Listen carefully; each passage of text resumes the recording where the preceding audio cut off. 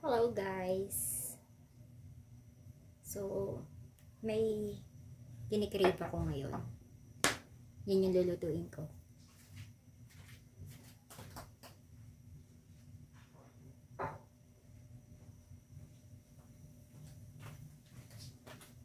Pero hindi to hindi to ulam.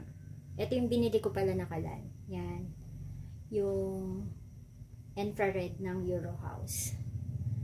So, dito ko nainis. Tignan nyo naman. Tignan nyo naman yung itsura niya. Diba? Ang dami niyang dents. Hindi lang yan. Meron pa dun sa may bandang likuran niya. Sa tagiliran. May mga dents yan, guys. Nakakairita. As in. So, kung sino sa inyo nakakaalam, ito.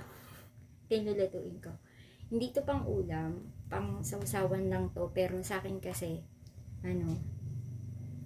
gustong gusto ko tong iulam sa sinangag. So ito yung lulutuin ko. To, miso. Actually, sinahalo tong pang sigang. Pero nung time na may niluto si mami dati sa amin, kasong apoy.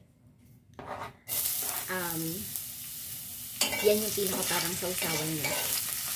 So since yun, hindi ko lang siya ginagamit sa sinigang sa miso.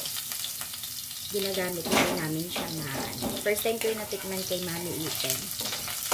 So parang nai-miss ko rin si Mami Iten. Ayan. So buti na lang yung isang nagtitinda sa amin ng mga gulay-gulay at ulam-ulam, mga karne ganyan. Meron siyang miso. So nakita ko siyang nag-post kahapon. Binili ko na yung natitirang dalawa.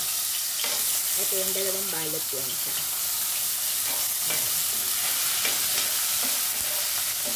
So, bigyan lang yun sa kamatis at bawang. Hindi na ako naglagay ng sibuyas. Ayoko kasi ng medyo malasang sibuyas yung miso ko. Dahil ako lang naman yung nagmimiso. Ano nga yun? May ulam kasi dati si mami na niluto. Ito yung pinakasawsawan. Siya yung pang isda na mahaba. Usually, ginagawa yun ng lola ko before. Yun? Yung tinolang isda. So, yun. Tinolang isda. Nakalimutan yung pinakatawag sa kanya. Pero tinitinola kasi yung isda. Comment kayo kung ano yung pangalan kasi hindi ko na maalala.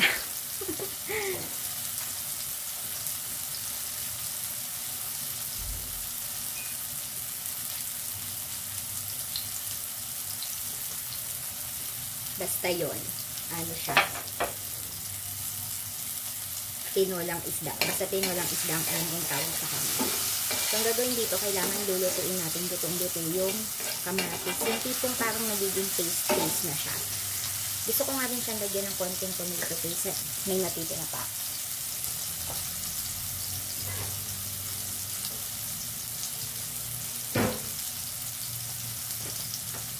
And since meron akong natirang tomato paste, nilagay ko lang sa ref. Kuha lang ako ng kaprangga. Kasi konti lang naman yung miso. So, yan. Ang halo lang natin.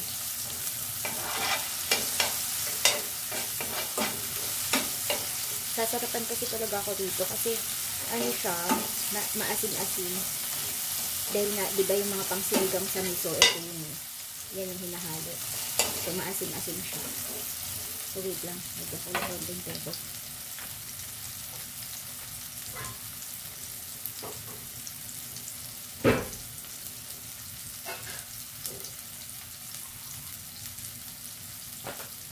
Nagyan ko lang konting tubig kasi ay humiwalay yung para maluto na rin yung kamatis. Para lang tong sausawan. Pero gusto ko talaga siyang pinanguulam. Try na rin guys. Masarap siya dun sa yung sa tinola.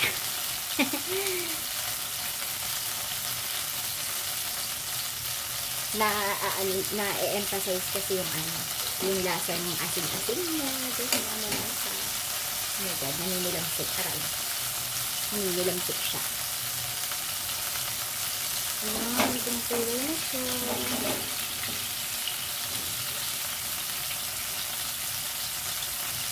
since nalesa na yung tubig, ilalagay ko na yung miso.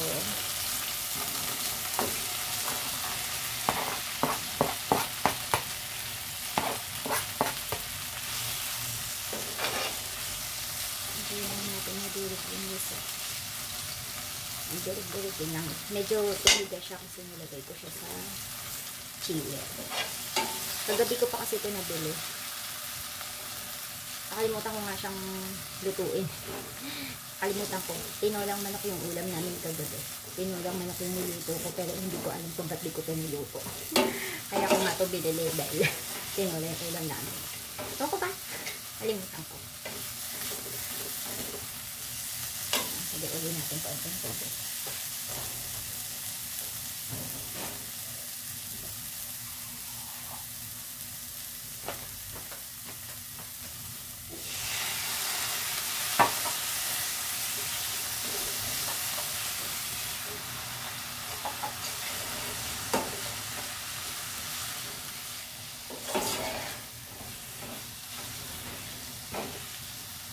Buo pa siya. Ang lakas uminit ng yung kalay. In fairness. Maganda naman yung quality ng kalay. Ewan ko ba ba't kasi. Tapos, naiinis pa ako kasi yung seller. Sinisinsi sa delivery.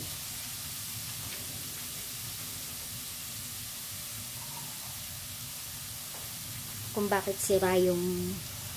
Pero, nung inopen ko kasi yung parcel, wala kang makikitang signs na na-mishandled yung package. Kasi, yung ang tawag dito, yung box is intact. Wala kang makikitang damage dun sa box. Pero, magtataka ka bakit yung pinaka-product, yan, dami niyang dents. So, yun yung nakakairita. Tapos, natural, ang seller isisisi niya sa nag-deliver. Pero I doubt na kasalanan to ng kasi napaka-secure, nakalagay pa dun sa sa package is handle with care.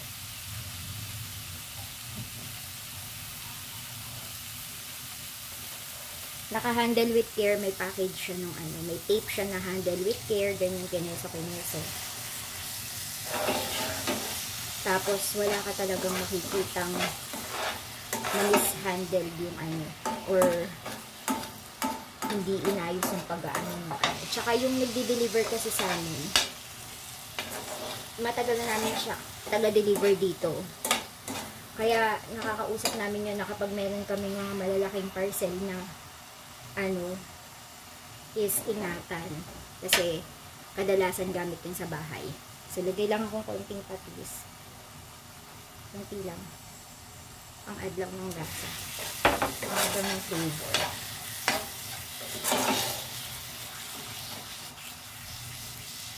Ayan. Oh gosh. Naamoy ko na siya, guys. Namimiss ko kasi si Mami Ipe. Siya yung nagluluto sa amin nito. So, ayan. Ang sasawsawan ko lang to, tatagalan ko sa akin. Kumbaga sa bagoong. Yan, bagoong. So, taste ko na siya.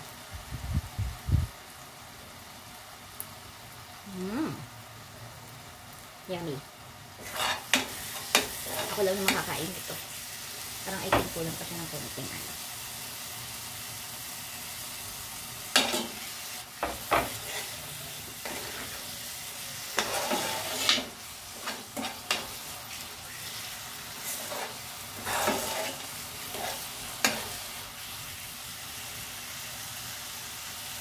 Yan. That's it. Luto na. Bye-bye.